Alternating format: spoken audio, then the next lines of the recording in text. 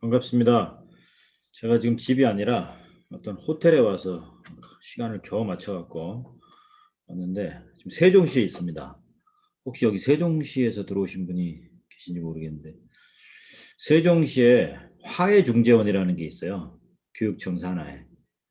어, 어떤 분의 말에 의하면 화해도 없고 중재도 없다, 뭐 그렇게 얘기하시더라고요. 그래 가지고 둘 다 없을 거면 조정을 가르쳐 줘야겠다 그래서 왔습니다. 이게 갑자기 와 가지고 여기 숙소에서 하게 됐습니다.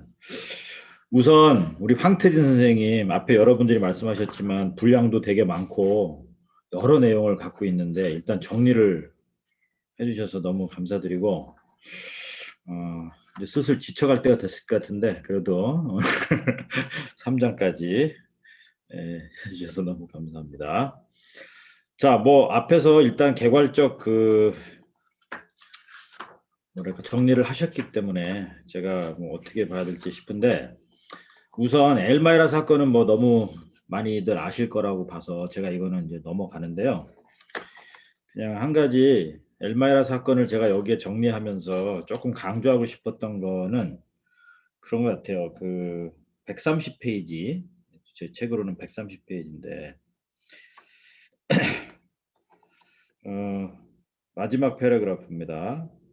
74년 발생한 엘마이라 사건은 회복 적정의 발전 역사에 큰 영향을 남기게 되었다. 엘마이라 사건은 피해자의 회복, 가해자의 회복, 공동체 회복이 가능한 정의를 이룰 수 있다는 작은 희망을 보여줬고, 다행스럽게도 그 희망의 불씨가 계속해서 타올라 수많은 또 다른 회복 조치 실천으로 발전한 계기가 되었다.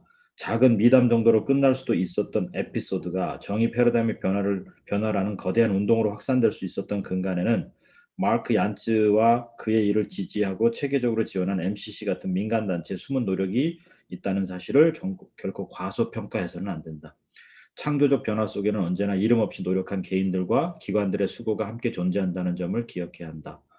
한국의 회복축제 운동도 작고 미약한 것 같지만 신념을 포기하지 않고 새로운 도전을 계속하는 사람들이 있는 한 결코 사라지지 않는 운동이 될 것이다. 네. 저는 여기에 좀 강조점을 두고 싶었어요. 아마 사법의 역사를 뒤져보면 정말 많은 감동적 스토리들이 다 있을 거예요. 예. 그런데 그게 그냥 하나의 뭐 어떤 소식, 기사 뭐 이런 걸로 끝나지 않고, 이것이 정말 중요한 어떤 변화의 변곡점이 될 수 있도록 한 것은 이름 없는 수많은 사람들의 관심과 노력이 있었다는 것. 이거는 저희가 어떤 지식을 축적하는 거하고는 또 별개로 제가 되게 중요시 여겨야 될 거라고 보고요. 여기에 와 계신 많은 뭐 교사랄까? 또 우리 또 사법에 종사하는 분이나 또 뭐 그냥 평범한 시민이지만 저희들이 갖고 있는 이런 작은 신념들이 우리 사회에도 좀 따뜻한 변화로 계속해서 이어지기를 희망합니다. 자, 제가 그다음에 회복 촉진 운동의 확산이라는 장에서는 강조하고 싶었던 게, 한번 정리를 해 보고 싶었어요. 다른 나라들의 변화가 흐름들이 어떻게 가고 있는가. 그러나 이 지면은 한정적이고, 그래서 참 뭐 어떤 한 나라를 쭉 이렇게 할 수는 없었고요. 그냥 그 나라의 어떤 특정적인 부분이나 또 제가 중요하다고 생각하는 포인트 중심으로만 정리를 했어요. 사실 3장 쓰면서 제가 후회를 많이 했습니다. 괜히 이렇게 시작해 가지고 이 출처 닿는데 아주 죽을 뻔했습니다, 이 3장 때문에. 이 분량은 뭐 모르겠어요. 다른 장 비교해서 비슷할 수도 있는데, 특히 이 회복적인 운동의 확산 여기 때문에 아주 그냥 몇 번씩 그만 '이걸 없애버릴까.' 이런 생각을 하다가 '그래 뭐 정리를 하는 게 그래도 그다음 분들을 위해서 필요하겠다.' 해서, 어떤 분한테는 별거 아니고요. 저한테는 왼수 같은 장이고 누군가에겐 또 도움이 돼서 좀 더 큰 그림을 보고, 다른 것보다 우리만 그러는 게 아닌 것처럼 다른 나라에도 같은 마음을, 같은 운동을 지향하는 그룹들이 여기저기 있구나 하는 걸 보셨으면 좋겠습니다. 뭐 캐나다가 이상 시작을 했기 때문에 캐나다부터 이야기를 좀 드렸고, 또 자연스럽게 메노나이트 교인들에 의해서 미국으로 실천이 넘어갔고, 미국에서는 134 페이지에 나오는데요. 원래 잘 크게 주목이 못하다가 94년에 미국 변호사협회가 피해자 가해자 조정 프로그램에 적극적 지지를 표명하면서 회복적 정의가 초범과 경범죄에 대한 형사사법의 대안적 접근으로 자리 잡기 시작한 면, 이런 것들은 조금 중요한 포인트이기는 합니다. 왜냐하면 저희도 좀 예상을 하지만 아시다시피 회복적 정의 실천이 많아지면 이게 변호사 그룹하고는 약간 이해 충돌이 벌어질 수도 있는 일이에요. 특히 요새 학교 폭력 관련해서 그걸 전문 변호사라고 할까요? 그런 법률 사무소들이 늘어나고 있는데 또 저희 같은 실천들이 늘어나면 이게 이해 충돌이 생길 수 있어요. 근데 미국 변호사협회가 이런 걸 이제 지지하게 되는 것은 그냥 바로 이렇게 했다고 보기는 어렵고요. 조금씩 그 변화들 가운데 특히 당사자들의 필요를 많이 이제 채워야 된다라고 하는 것은 계속해서 설득력을 가진 것 같고, 그래서 제가 그 공부할 때만 해도 조금 그 독특한 현상은 뭐였냐면 이게 이제 충돌이나 대립각 같은 것도 있었고 우려도 있을 거예요. 법조인들 입장에서는 이렇게 그냥 라이센스 없는 사람들이 막 이렇게 실천한다고 해서 되나. 그런데 어떤 현상이 나오냐면 이제 변호사들이 또 조종자를 하도록 하는 그런 역할로 또 가서, 제가 만난 몇몇 그 미국의 변호사들은 이 명함의 앞뒤가 앞에는 로이어, 뒤에는 미디에이터 이렇게 써 있더라고요. 그래서 왜 이 두 개를 다 하냐 그랬더니 이게 법리적 공방이 필요한 건 내가 이제 변호사로서 하고 당사자 간의 직접적 대화를 통해서 할 때는 또 조정자로 해서 결과적으로는 변호사의 어찌 보면 역할이나 장을 오히려 확산시킨 면도 또 있는 거죠. 아무튼 그런 어떻게 보면 현실적 타협이랄까 아니면 확산이랄까 여러 측면에서 그런 것들이 조금씩 더 확산된 계기가 됐다라는 겁니다. 어 그리고 제가 이 책에서 많이 다루진 않았지만 그 하워드 제어 교수님이 이론적 내용과 역사를 좀 정리했다면, 또 실천가로서의 역할이 있었다면, 그 미네소타 대학의 마크 움브라이트라고 하는 박사님은 약간 이 변화 실효성에 대한 연구를 했어요. 회복적 정의가 하나의 철학적 또 방향성을 제시는 했는데 이런 실천이 과연 어떤 유의미한 변화를 가져오는가 이런 거를 이제 또 뭐랄까 박사 연구로서 해서 그 프로그램 효과성에 대한 것을 이제 증명하기 시작한 거죠. 만약에 이런 데이터가 없었다면 이것도 그냥 좋은 이야기로 끝날 수도 있죠. 그래서 이런 이제 어찌 보면 연구 평가 또 평가 분석 이런 것들이 사실은 또 되게 필요한 영역이죠. 그래서 그 마크 움브라이트 박사 이분의 역할도 크고 한국에도 왔었어요. 왔었고 제가 한번 그때 숭실대에서 할 때 통역을 하곤 했는데 진짜 하루 왔다 가더라고요. 그래 가지고 그것도 참 놀랐는데 아무튼 요런 분들도 되게 굵직굵직한 그 기여를 했던 분이고, 또 혹시 여기서 자료 연구나 이런 거에 관심 있는 분들은 제가 최근에 본 여러 웹사이트 중에 가장 어찌 보면 많은 그 정리를 잘 해 놨다고 볼 수 있는 데가 그 이 국제교도협회 그 프리즌 펠로우십 인터내셔널이라고 하는, 여기에 그 Center for Justice and Reconciliation이라는 게 있어요. 이거는 데니엘 벤네스라고 하는 분, 이분도 되게 그 이 분야에 아주 뛰어나신 분인데 요 그룹이 이 정리해 놓은 웹사이트가 상당히 잘 돼 있습니다. 그래서 이 프리즌 펠로우십 인터내셔널은 원래 기독교 그룹으로서 인제 교정 사역적으로 했던 곳인데, 여기가 아마 잘 아실 거예요. 찰스 콜튼이라고 그 워터게이트 사건에 휘말려 가지고 감옥도 갔다 온 사람이 감옥 가서 회심을 한 거죠. 그래서 자기가 정치 이런 데 손 떼고 죽을 때까지, 얼마 전에 돌아가셨는데 죽을 때까지 이 교정, 특히 이제 회복적 교정이라고 할까요? 그런 쪽에 많은 기여를 했고 상당히 좋은 자료들이 많이 모여져 있다. 한번 좀 확인해 보시기 바랍니다. 그리고 다양한 인제 변화들이 계속 왔고요. 135 페이지 보시면 여기 교사들도 많이 와 계신데 그 제가 공부한 곳은 약간 원류라면 최근 핫해진 곳은 여기 International Institute for Restorative Practice라고 하는, 여기는 RP라고 부릅니다. Restorative Practice라고 해서 이 justice란 말을 일부러 안 쓰는 거죠. 그러니까 비사법 영역으로 더 확장시켜야 된다 그래서 우리로 치면 회복적 정의로 부르는 꼴이고, 회복적 사법은 여기 김재희 박사님 같이 우리 사법 연구를 하시는 또 황태진 선생님 이런 분들이 사법이라 영역에서 더 연구를 하시고 이분들은 아예 practice라고 해서 justice를 아예 빼버린 거죠. 여기는 이제 교사들을 위한 대학원을 또 열고 있습니다. 그래서 이런 것들이 새롭게 확산되고 확장됐고 더 전문화됐다는 거죠.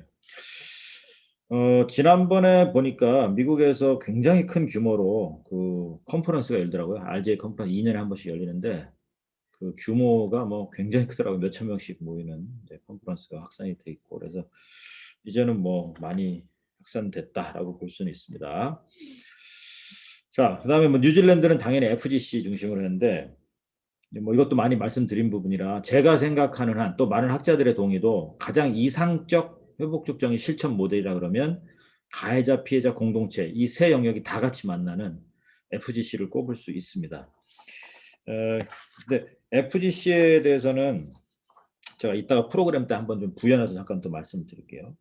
그래서 이 아동 청소년에 관한 보호법이 바뀌면서 뉴질랜드가 일종의 사법 안에 회복적 정의 실천을 법제화한 첫 번째 나라가 됐고 그게 의미 있는 변화들을 가져오기 시작했습니다.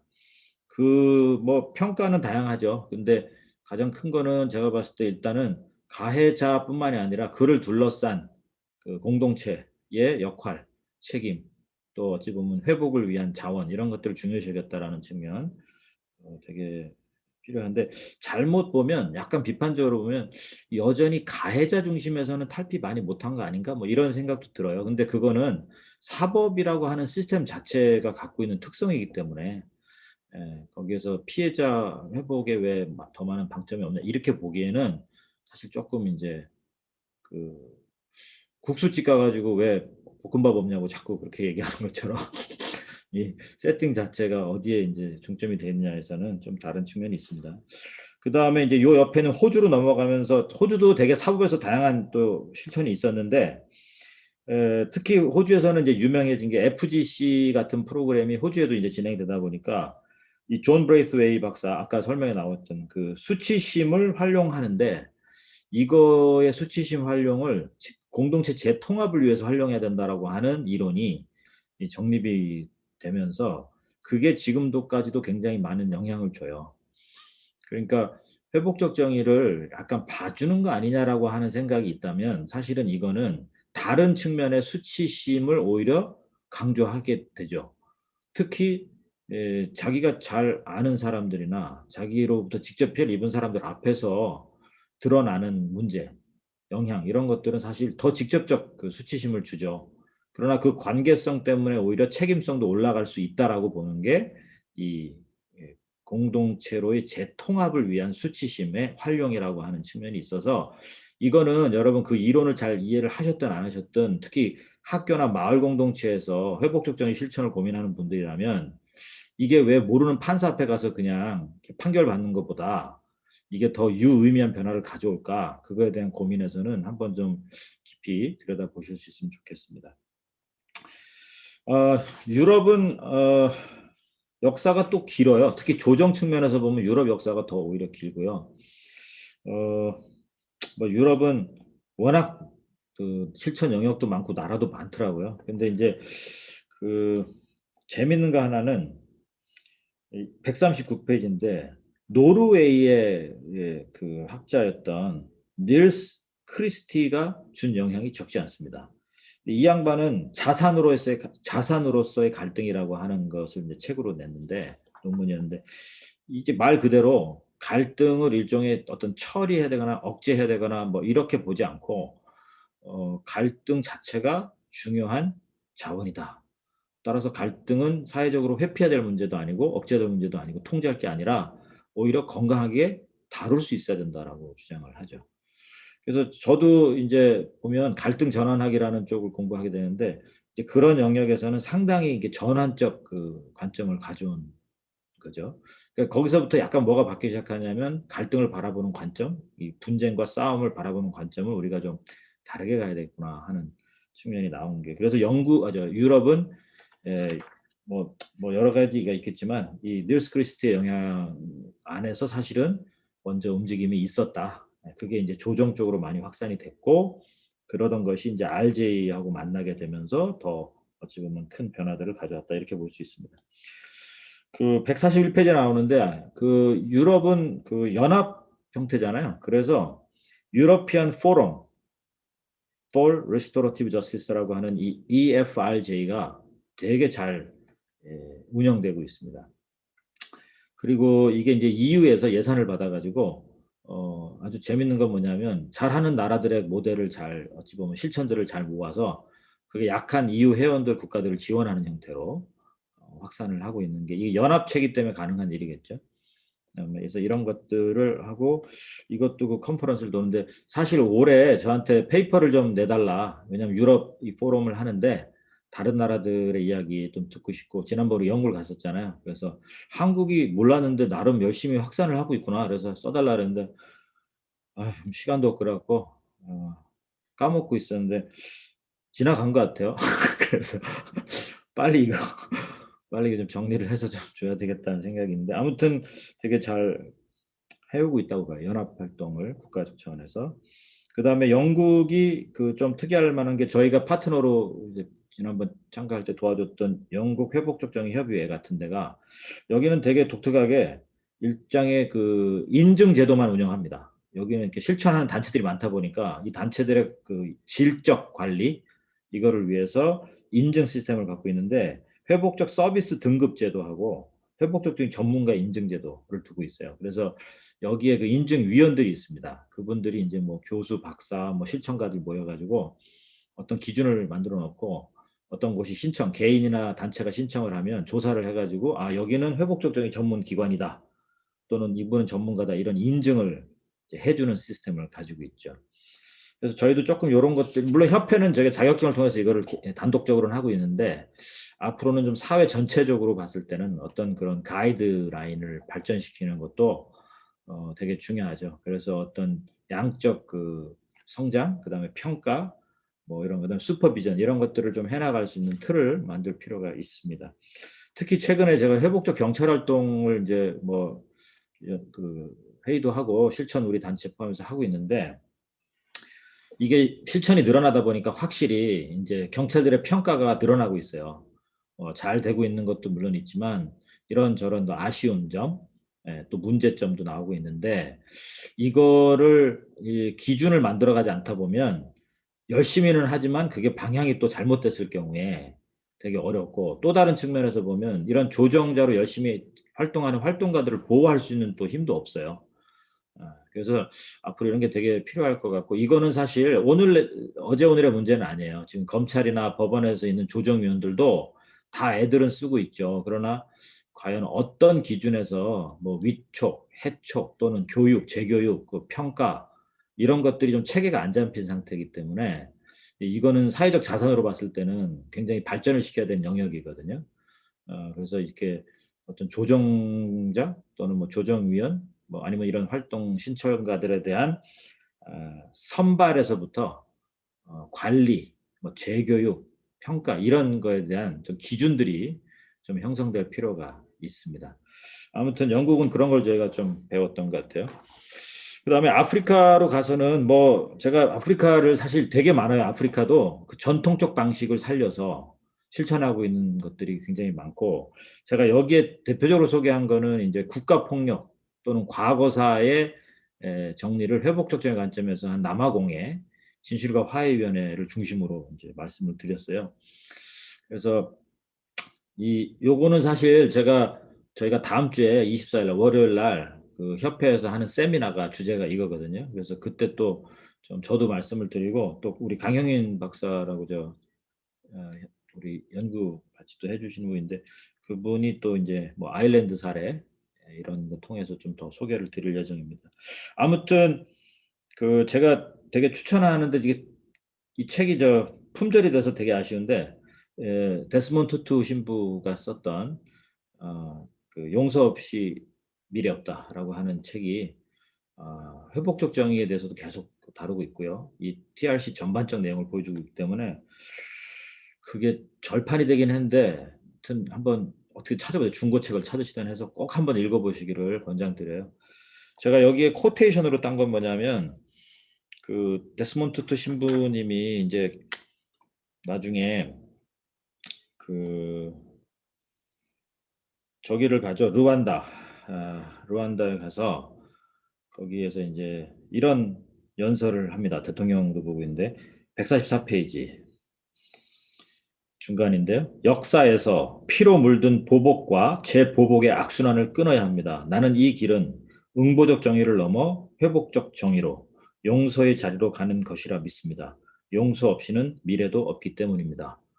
아, 사실 개인 간 폭력과 좀 다르죠. 국가 폭력이라는 것은. 그래서 어찌 보면 이게 굉장히 다른 각도에 접근을 해야 되는데 이 TRC 남아공의 TRC는 인류에게 굉장히 어찌 보면 중요한 연구 자산을 던진 거죠. 우리가 어떻게 이 과거사를 통합과 정의, 진실이 다 같이 만날 수 있는 길을 찾을 것이냐 하는 면에서. 아무튼 요거는 다음 주 월요일 날 한번 다시 접속들 하시기 바랍니다.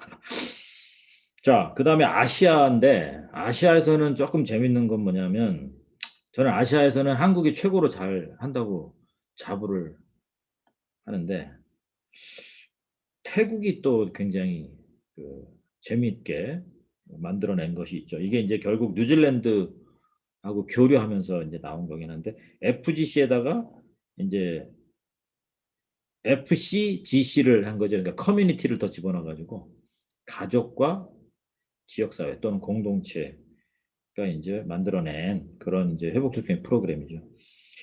그래서 FCGC가 또 이렇게 많은 사례들을 해왔어요. 해왔는데 어, 최근에 자료들은 많이 안 나오더라고요. 그래서 이거는 한번 더 봐야 되는데 또 이거 사그라들고 있는 거 아닌가 하는 또 우려가 좀 있고요. 어, 제가 그래서 아시아 지역은 많이 사실 이렇게 다루기가 쉽지는 않아요. 아직 자료가 분명히 있을 텐데 이게 뭐 다른 나라로 이렇게 드러나지 않는 경우도 있어서.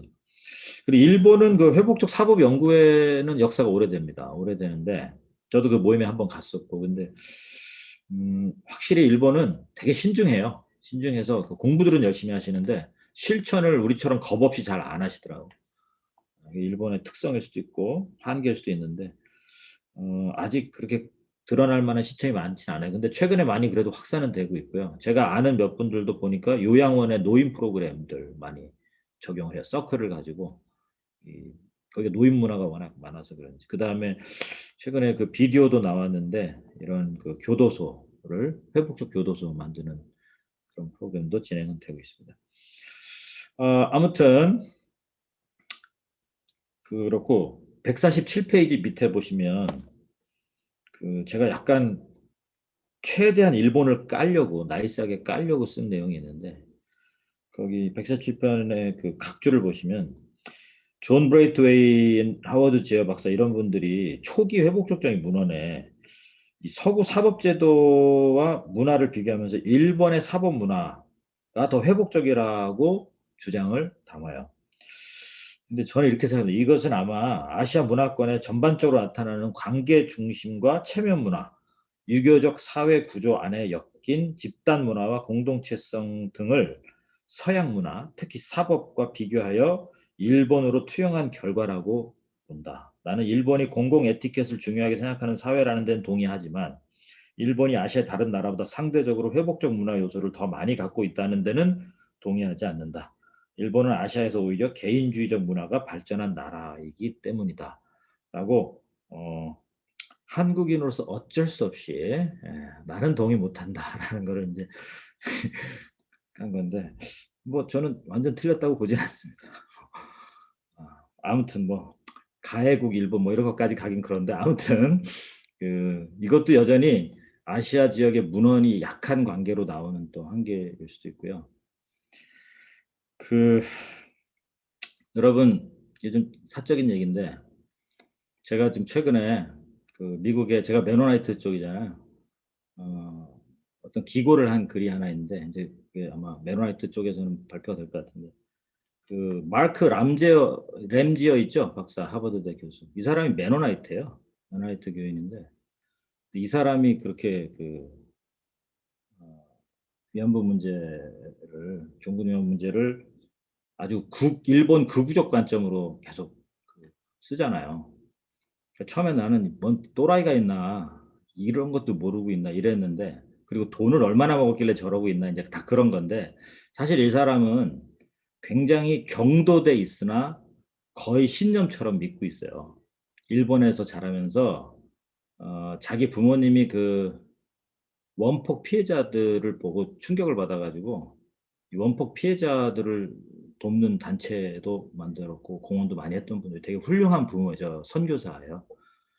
그래서 뭐가 있냐면 가해국에서 온 마음이 있어요. 이분들은. 그러니까 일본을 피해국으로 보는 거예요. 예. 그래서 일본이 가해국이라는 것에 대해서는 굉장히 정보가 한정되어 있어요. 왜냐하면 이 사람이 공부하고 잘하고 할 때, 일본에 잘할 때가 아직은 그렇게 그 피해 국가들, 아시아 피해 국가들이 좀 체계적인 어떤 연구나 데이터를 못 내고 있었던 시점이라서. 그래서 제가 이해하자는 게 아니라 좀 안타깝더라고요. 그냥 뭐 돈에 미친 또라이가 아니라는 거죠. 그게 더 무서운 거예요, 사실은. 예. 그래서 이제 사실 조금 걱정을 하면서도 저도 반성했던 게 그 우리가 그냥 억울하다고 한 얘기만 뿐이 아니라 여기 있는 저희 모두 다 이게 좀 케이팝만 보낼 게 아니고 이, 이 아시아 또는 뭐 한국의 그 정의 관점에서 이 역사를 어떻게 볼 것이냐 이런 거에 대해서도 사실은 많이 좀 던져야 될 필요가 있다. 예, 그런 면에 좀 고민이 되더라고요. 그래서 나중에 뭐 글이 나오면 좀 알려도 드리겠지만 그런 점들이 있어요. 그래서 이제 아시아에서도 역사 때문에도 좀 더 많이 공부를 해야 될 것 같고요.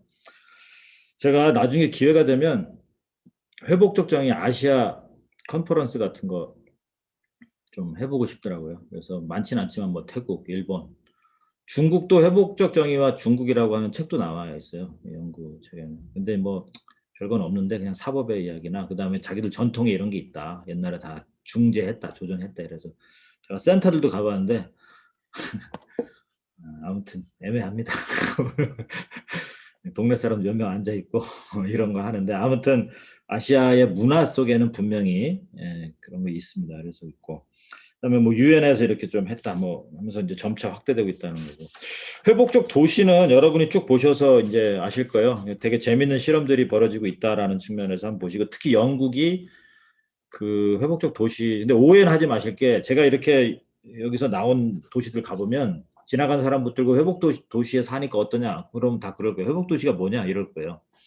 그러니까 이거는 어떤 작은 움직임들이에요 여전히. 그래서 뭐 그 도시가 사람들이 다 알고 이런 건 아닌데 여기서 이제 제가 영국의 회복적 도시를 정리한 거는 저걸 보시면 됩니다. 160쪽 걸 보시면 160페이지에 두 번째 거에 영국의 회복적 도시 운동은 크게 세 가지 형태로 발전한다. 제가 정리를 했는데 첫 번째는 헐과 리즈처럼 시 정부가 작은 실천을 표본으로 해서 도시의 많은 영역으로 확산한 거죠. 그러니까 이건 탑다운입니다. 그죠? 시의 특정 부서가 중심이 돼서 대단위 교육을 통해서 많은 사람 교육하고 실천할 수 있도록 지원하는 전형적인 탑다운 방식이죠. 이거는 장점이 뭐냐면 단기간에 확산과 성과를 낼 수 있죠.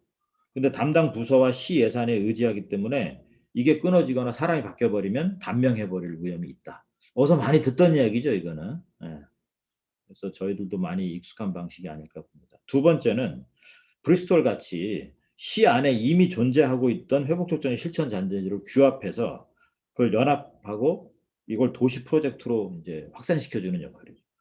이는 시의 역할이 뭐냐면 기회와 장소, 그다음에 예산을 지원하는 정도이기 때문에 시 정부 의존도는 떨어져요.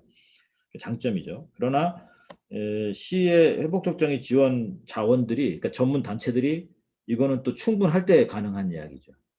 그러니까 아직 우리나라에서는 좀 접근하기는 어려운 부분일 수 있다. 세 번째가 제가 보기에 가장 인상적이었던 건데 리버풀 같은 시를 가봤더니 전문 기관, 그러니까 회복촉진의 전문 기관과 이 수혜를 받는 뭐 학교나 뭐 어떤 지역이나 가정이나 이런 것과 또 하나는 시, 시청, 뭐 거기는 이제 시의회가 되겠지만 이러한 세 주체가 역할 분담을 잘 나눠서 하고 또 공유된 그 주도권, 제가 공유된 주도권이라고 표현하는 이유는 주도권을 하나 갖는 게 아니라 공유되어 있다는 거예요. 시작부터 공동 프로젝트로 진행하는 방식. 이런 것들이 오히려 되게 이상적으로 잘 된다. 이거 팀워크가 좋아야 되겠죠. 그리고 회복축제 이해가 다 같이 비슷하게 올라가 있어야 되고 이런 것들이 좀 배울 만하다. 그래서 여기도 이제 회복적 도시를 어떻게 고민하고 마을 만들기 이런 게 관심이 좀 있을 텐데 이 세 모델에서 저희는 일단은 제가 봤을 때 1 번이 그나마 조금 현실적으로는 있거나 아니면 인제 점차 인제 3번 같은 모델로 좀 역할 분담이나 공통의 프로젝트로 갈 수 있는 길이 있으면 좋겠다는 거. 자, 그밖에 회복적 도시는 진짜 짜낸 겁니다 이거는. 그 도시의 특성으로 본 것 중에 진짜 단어 하나만으로 나오면 붙들고 인제 본 건데 제가 되게 재밌게 본 거는 미국 서부에 있는 오클랜드예요. 오클랜드가 뭐 이런저런 시도가 있는데 특히 그 리스토어티브 오클랜드를 운영하는 그룹 중에 이런 게 있습니다. 그 건축가인데 건축 회사인데 여기가 디자이닝 저스티스 디자이닝 스페이스라고 하는 회사인데 여기가 회복적 정의의 컨셉을 가지고 건물을 설계하는 건축 회사입니다. 그래 가지고 여기서 만든 그 있어요. 근데 이게 가만히 보니까 이 피스빌딩이라고 피스빌딩. 한국의 유명한 피스빌딩 같은 곳이더라고요. 그래서 꼭 한번 가 보고 싶습니다. 제가 작년에 가 보려고 했는데 코로나로 못 갔는데 어 이 디자이너도 제가 공부한 학교에서 나중에 공부했더라고요. 그래서 이 사람도 그 같은 라인인 것 같아요. 근데 여기서 되게 재밌는 말이 "인간적 교도소를 짓는 것보다 아예 처음부터 교도소를 대체하는 공간을 더 많이 만들어야 되는 거 아니냐." 교도소를 막 디자인을 바꾸고 프로그램을 돌려 다른 걸 돌리고 이럴 문제가 아니다. 인제 이렇게 보는 거죠. 미국에서는 상당히 큰 의미가 있어요. 예. 거의 전 세계 25%의 재소자가 미국에 있거든요. 그러니까 어마어마한 산업이기도 해요 이게. 그래서 이런 거를 아예 막아야 된다 이런 거. 자, 그리고 인제 실천 모델들 소개가 그다음에 쭉 나오는데 제가 169 페이지 프로그램 하나하나 소개보다 169 페이지의 회복적 대화 모임의 특성을 좀 말씀드리고 싶은데 제가 말하는 회복적 대화 모임은 어떤 형태로든지의 모든 회복적 정의에 실천하는 프로그램을 통칭하는 말입니다. 그게 서클이 됐든 가해자 피해자 대화 모임이 됐든 뭐 협의회가 됐든 뭐가 됐든 간에 다 회복적 대화라고 부르는 건데 이 특성을 제가 5 가지로 정리를 했어요. 우선은 자발적 동기에 의해서만 프로그램이 진행된다. 물론 아까 말씀하신 순수 모델이냐 확장 모델이냐 해서 순수 모델주의자들은 자발적 참여만이 길이다 이렇게 보는 거고 확장주의자들은 그게 현실적으로는 오히려 더 떨어지지 않냐. 좀 강제성을 갖고 들어오도록 해 줘야 된다 이렇게 보는 건데 어찌 됐든 정도의 차이는 있어도 자발성에 기초해야 된다라는 것은 여기 프로그램을 해 보신 분들은 다 알지만 그게 큰 차이를 만들어내잖아요. 억지로 끌려와서 대화할 수는 없는 문제예요 상식적으로. 자발성의 동기를 가지고 있어야 된다. 그것이 설사 어떤 디자인된 강제적 프로그램 안에서의 일부일지라도 그 확인 절차와 과정과 동기를 결정하는 것은 개인이어야 된다라는 거죠. 두 번째, 당사자에게 힘을 실어주고 권한을 부여하기 위한 과정이다.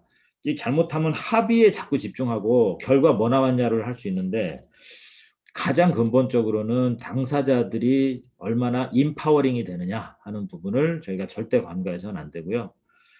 또 하나는 결국 그걸 통해서 당사자들이 문제 해결의 주체라고 하는 것을 사실은 찾아가도록 돕는 거. 여기에 굉장히 큰 초점이 있다. 또 세 번째는 훈련된 조종자들, 훈련된 진행자들에 의해서 진행되는 것이 특성이다.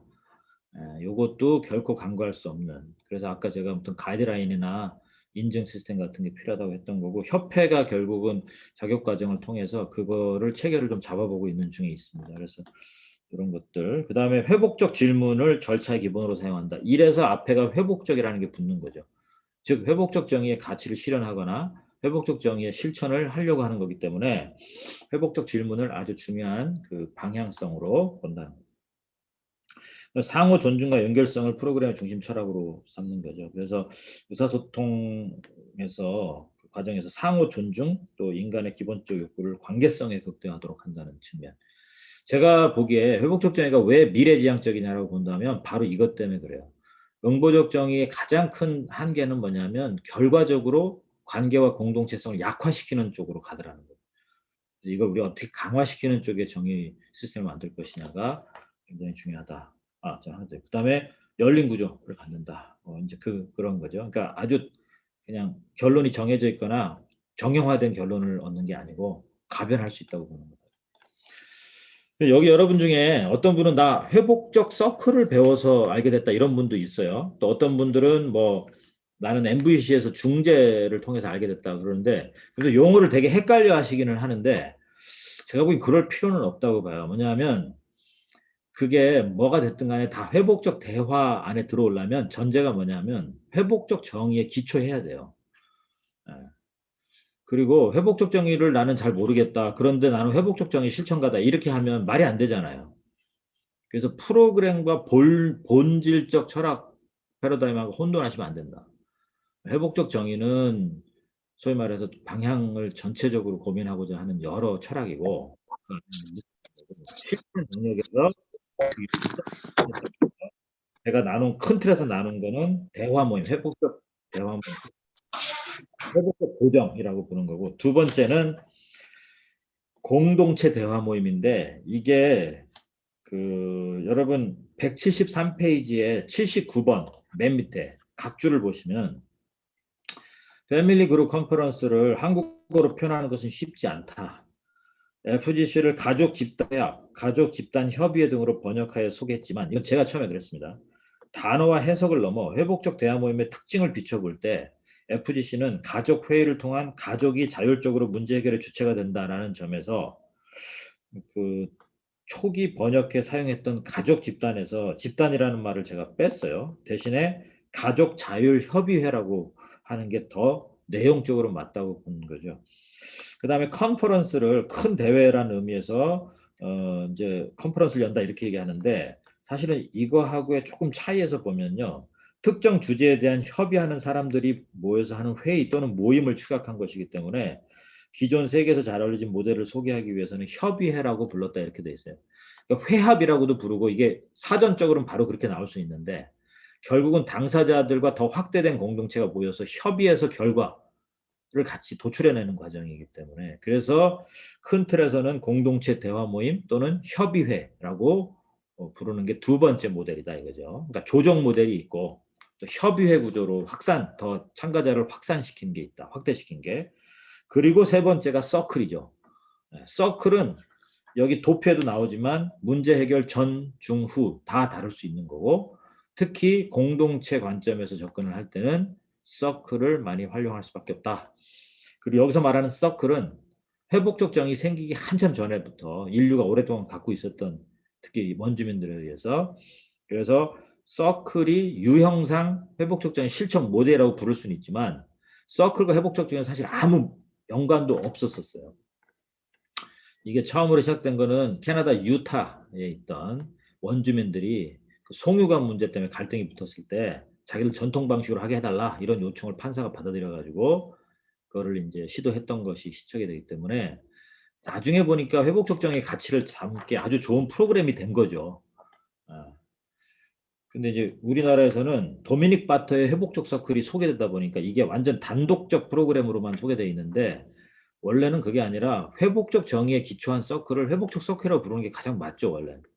근데 우리나라에 소개된 것은 도미닉 바터의 회복적 서클이라고 부르는 게 사실은 맞아요. 왜냐하면 회복적 정의에 기초한 서클은 정말 많거든요, 전 세계적으로.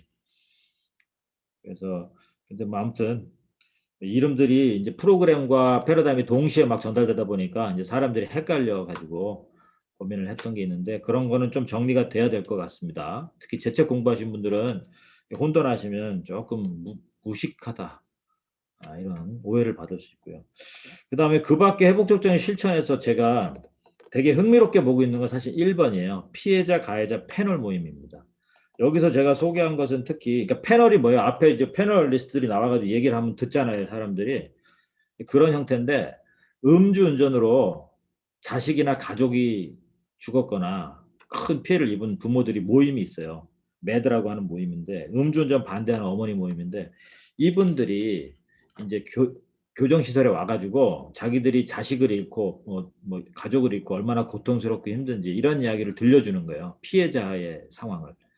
그걸 들은 음주운전으로 형을 살고 있는 사람들이 그걸 듣고 그러니까 직접 자기 사건도 아니고 그냥 관중으로 와서 듣는 건데 그걸 듣고 나서 자기들이 이제 스스로 모여가지고 프로그램을 이어가죠.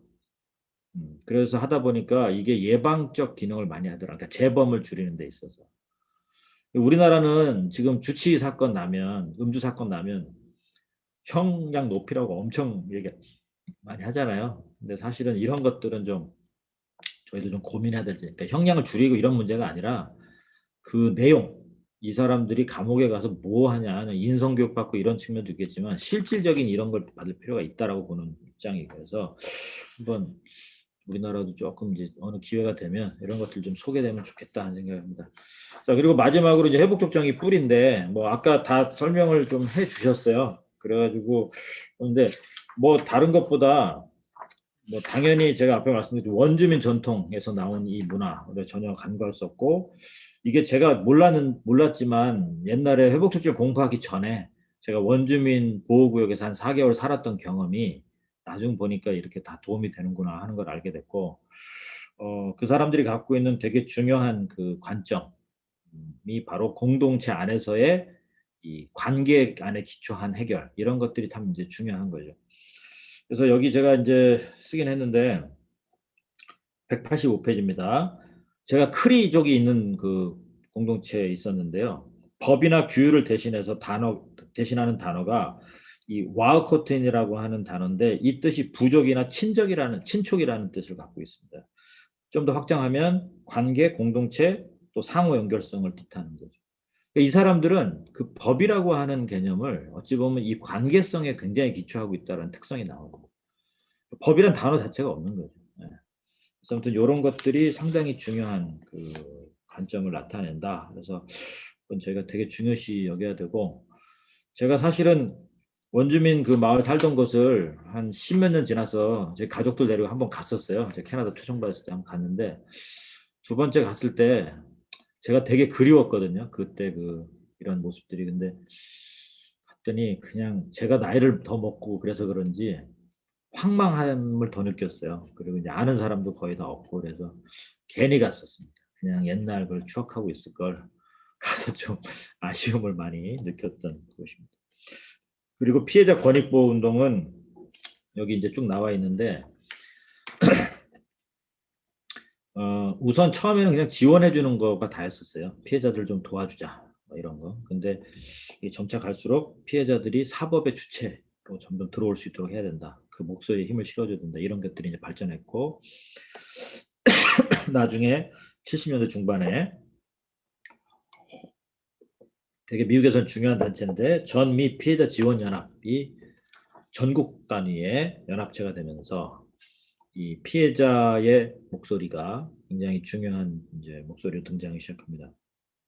그러면서 법안, 로비 같은 게 이제 정치권에 들어가기 시작하고 나중에는 법무부 안에 범죄 피해자 지원부서가 별도로 생기는 제도적 변화로까지 이어지죠. 지금은 굉장히 많은 그 피해자 지원 기관들이 곳에서 있고 국가 예산도 많이 이제 그 전에 비하면 많이 투여가 되고 있는 뭐 그런 변화가 쭉 있었다. 네, 이제 그거고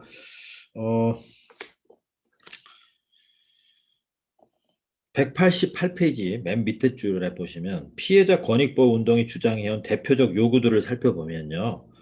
범죄 또는 범죄자에 대한 정보 접근성에 대한 권리, 사법 절차에 대한 공지 및 청취 기회를 통한 사법 절차의 참여 권리, 그 다음에 손해배상 및 보상과 같이 범죄로 발생한 손실을 재정적으로 보상해주는 그 보상에 관한 권리, 심리적 안정과 재발 방지를 위해 보호받을 권리, 개인정보의 보호에 관한 권리, 이런 것들을 이제 피해자 지원 단체들이 제도적으로 성취해내려고 했던 요소들이고, 요것들을 가만히 보니까 이런 권리 등은 결국 회복촉진과 실천 프로그램을 통해서 강조하는 피해자 공동체의 필요와 맞닿아 있는 거예요.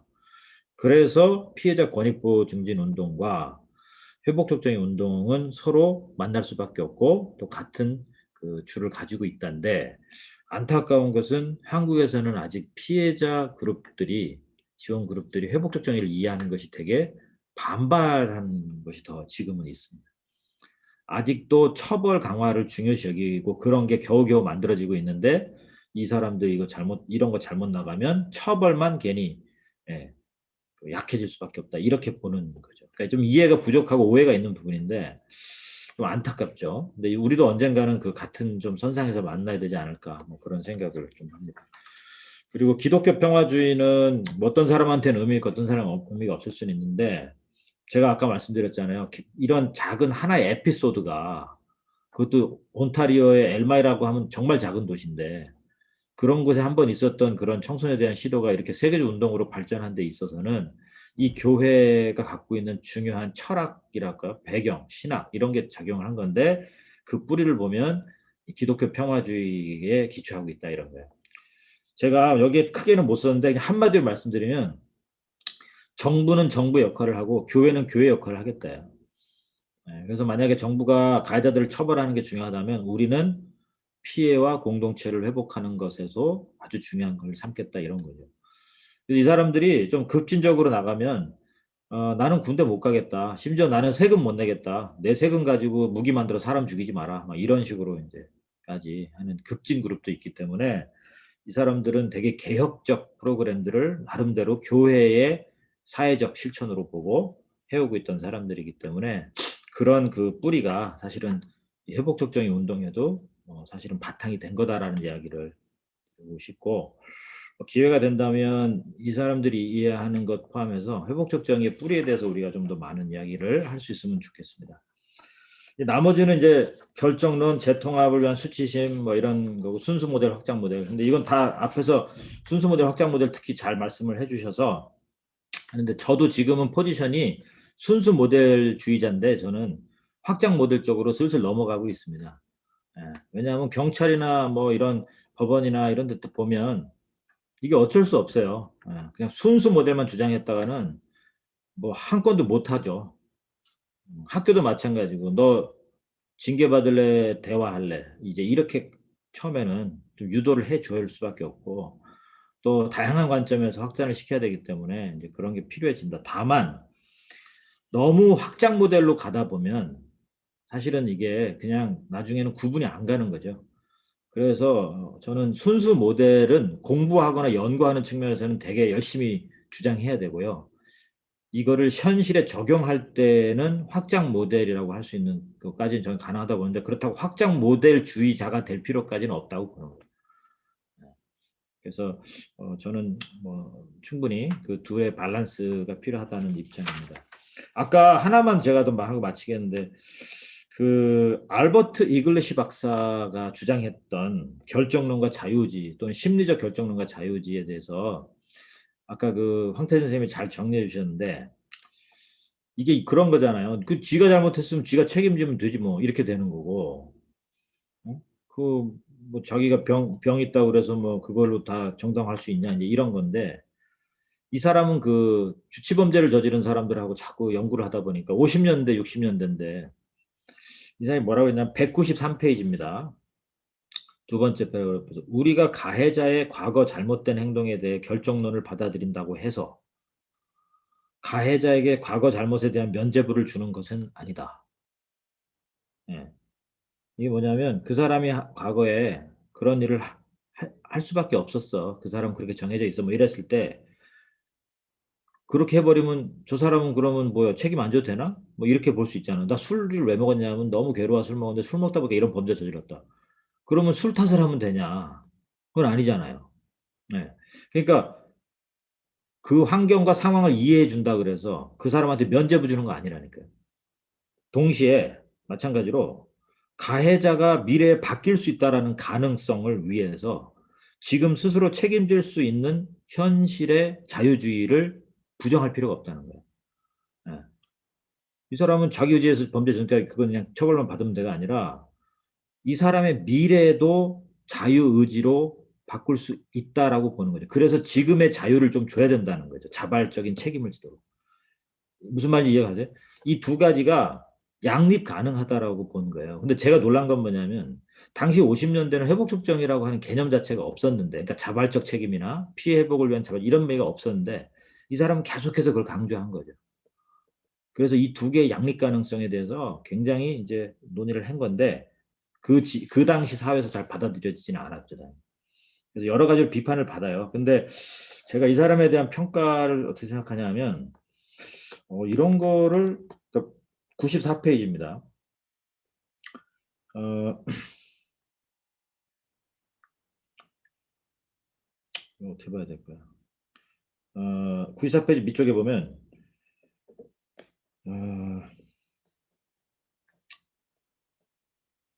94페이지 중간 두 번째 글. 이글리시 박사는 회복적 접근은 두 가능성을 모두 높일 수 있는 장점이 있기 때문에 자발적 변화를 위해 더 가치 있다고 주장했다. 회복적 정에서 가해자는 비난만 받는 존재가 아니라 나름대로 자신이 잘못한 행동에 대한 상황과 맥락을 설명하는 기회를 부여받는 사람이 된다. 그러니까 그 사람도 자기 이야기를 할 수 있어야 된다고 보는 거죠. 이는 잘못된 행동에 대한 정당성을 부여하는 것이 아니라 그들의 의도를 이해하고 이해하는 여부와 관계없이 피해는 여전히 현실이고 따라서 스스로 져야 할 피해 회복의 책임도 유효하다는 것을 보여주기 위한 것이다. 비록 그것이 변명일 수 있지만 가해자의 상황과 처지를 수용하는 것과 피해 회복을 위한 책임을 지는 것은 충분히 분리될 수 있는 문제라고 보는 관점이 회복적 정의 관점에서는 존재한다. 이거 이해 가시죠? 예. 그러니까 우리는 그 사람들을 공감해 준다 그래서 그 사람들을 정당화시켜 주지 않는다는 거죠. 그 사람들이 이해받는 것과 그 사람들 때문에 생긴 피해를 책임지는 것은 분리해 줄 수 있는 거예요. 근데 우리는 쉽게 어떻게 되냐면 잘못한 게 뭐가 말이 이렇게 많어. 어? 그러면서 뭐예요? 낙인을 찍고 책임을 지라고 하는 쪽으로 사실은 더 많이 밀고 가죠. 그래서 저는 우리가 던지는 회복적 질문의 첫 질문이 무슨 일이 있었는가라는 중립적 질문을 시작하는 것과 이건 맥을 같이 하는 이해라고 봅니다.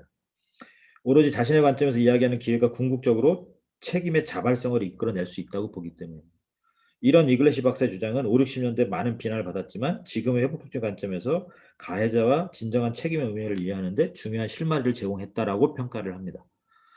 그래서 이분에 대한 연구가 조금 더 필요한 거다. 이제 이렇게 요즘 조금씩 나오고는 있어요. 아무튼 여러분 뭐 이제 여러 가지를 다뤘는데 뭐 핵심은 많이 실천되고 발전해 왔다라고 전 세계적으로 그리고 그들을 통해서 우리도 많이 더 창의적으로 발전할 것이 많다라고 보는 거예요. 그리고 회복적 정의는 어느 순간 누구에서 팍 떨어진 게 아니라 이런 다양한 심리 철학적 또 종교적 또 문화적 배경 속에서 인류의 하나의 자산으로 등장했다. 또 발전해 오고 있다라는 거를 같이 이해해 주셨으면 좋겠습니다. 고맙습니다.